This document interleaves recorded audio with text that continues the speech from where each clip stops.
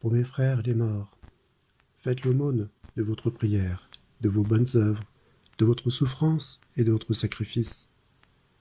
Pour mes frères les morts, faites l'aumône de votre prière. Priez, oh, priez souvent pour nos frères les trépassés. Priez le matin, priez le soir, priez le jour, priez encore la nuit. Qui donc ne peut la faire cette aumône de la prière qui rachète la douleur? Qui ne peut trouver dans son cœur un cri de supplication pour ces incomparables misères? Qui parmi vous, pleurant la mort des siens, ne peut pousser de côté de Dieu le soupir de son cœur?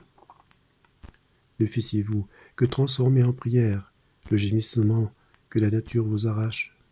Ah, que cette prière se verse dans vos larmes, et que vos soupirs montent au ciel pour le bonheur de ceux que vous pleurez. Pour mes frères les morts, faites l'aumône de vos bonnes œuvres. Pour eux, soignez les pauvres malades. Pour eux, veillez au chevet des agonisants.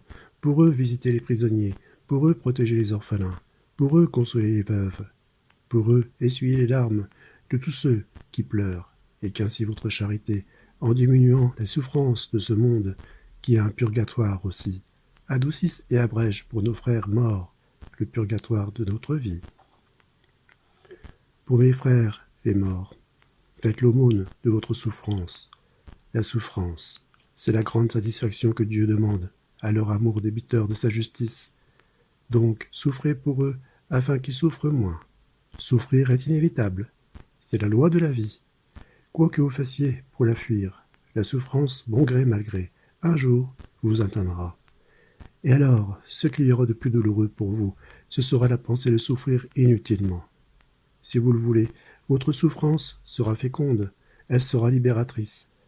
Neussiez-vous d'autres ressources, offrez du moins pour ceux qui vous pleurez la douleur de les avoir perdus, et consolez-vous de leur perte par la pensée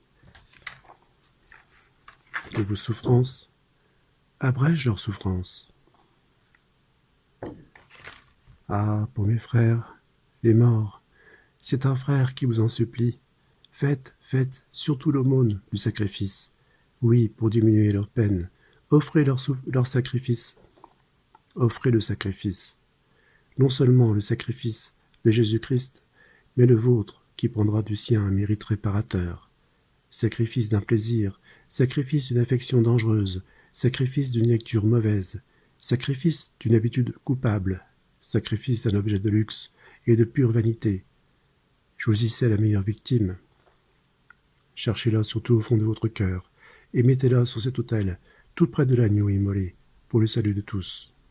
Pour ceux que vous aimez le plus, sacrifiez ce que vous avez de plus cher. Sacrifiez-vous vous-même, et que le prix du sacrifice personnel devienne le rachat de la souffrance fraternelle. Ainsi soit-il. Révérend Père Célestin Joseph Félix.